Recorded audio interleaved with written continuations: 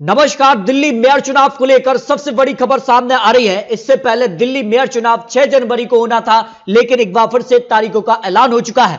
तो दिल्ली में क्या बड़ा उलटफेर एक बार फिर से होगा, क्योंकि बाकी है मेयर के चेयर का खेल। कौन यहां पर दिल्ली के लिए यहां पर मेयर चुनने जा रहा है, क्योंकि सीक्रेट वोटिंग यहां पर होगी। इससे पहले 6 जनवरी को जो वोटिंग होनी थी उसमें बड़ा उलटफेर देखने को मिला था।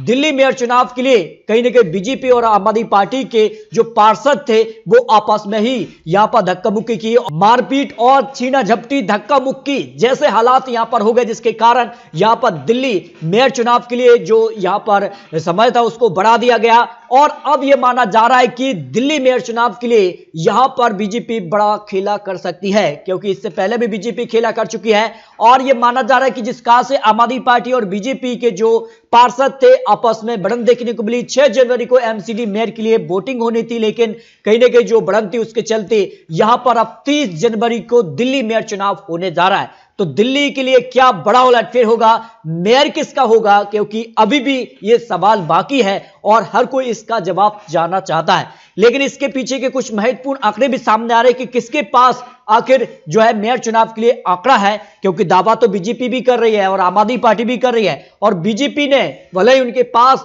वो आंकड़ा नहीं है, लेकिन इसके बावजूद बीजेपी ने अपने जो उम्मीदवार हैं वो चुनावी मैदान में उतार दिए हैं। तो साफ तौर है कि बीजेपी भी और यहां पर पूरी ताकत के साथ मेयर चुनाव लड़ने वाली है। तो दिल्ली मेयर चुनाव के लिए रेखा वर्सेस शैली, आखिर कौन जीतेगा दिल्ली मेयर चुनाव, क्योंकि इससे पहले बड़ा उलटफेर हो चुका है और वो खबर सामने आई थी जो सामने नहीं आनी थी। तो ऐसे में रेखा गुप्ता बीजेपी उम्मीदवार यहां पर, जबकि आम आदमी पार्टी ने शैली ओबराय को चुनावी मैदान में उतार दिया है।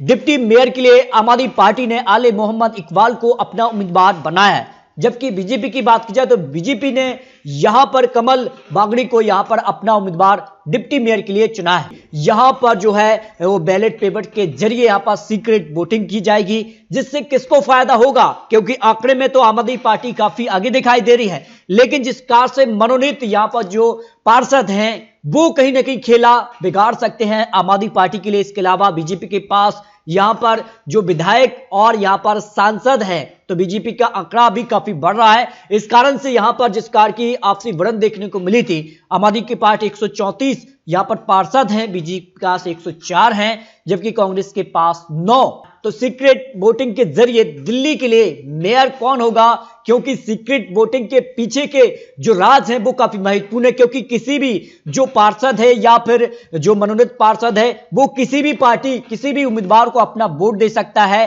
वो सीक्रेट रहेगा, पता नहीं रहेगा कि किसने यहां पर वोट किसको दिया है। और ये वो बड़ा दावा है जो बीजेपी कर रही है कि दिल्ली के लिए मेयर बीजेपी का होगा, और इसके लिए बीजेपी ने खेला शुरू भी कर दिया है, जिस कारण से बड़ी खबर सामने आ रही है। लेकिन कौन बनेगा दिल्ली मेयर चुनाव के लिए, किस प्रकार के आंकड़े किसके पास हैं, क्योंकि इसके पहले जो चुनाव थे वो काफी खलबली थी, बीजेपी को एमसीडी में बड़ा झटका रहा था, और इस झटके के बाद बीजेपी दावा कर रही कि मेयर उनका बनने जा रहा है। तो दिल्ली में खेला अभी बाकी है, लेकिन क्योंकि हर 5 साल में 5 मेयर यहां पर बनेंगे और पहले जो मेयर होंगी वो महिला होंगी, तो ऐसे में दोनों ही यहां पर पार्टियों ने अपने महिला उम्मीदवार को चुनावी मैदान में उतार दिया है। लेकिन अगर बात की जाए तो दिल्ली के लिए 250 पार्षद चुने गए थे, और जिसमें 7 लोकसभा और 3 राज्यसभा सांसद भी वोट डालेंगे। इसके अलावा 9 पार्षद जो कांग्रेस के हैं वो टूट सकते हैं। इसके अगर बात की जाए तो 3 पार्षद निर्दलीय हैं जो बीजेपी को वोट कर सकते हैं। महापौर के लिए अगर बात की जाए तो 250 यहां पर पार्षद, इसके अलावा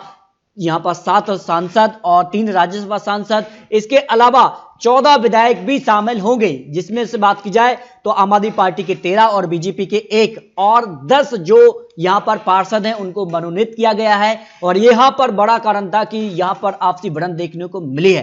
तो ऐसे में अगर बात की जाए तो काफी आंकड़ा बढ़ता है, और कौन आगे दिखाई देगा ये काफी महत्वपूर्ण हो जाता है।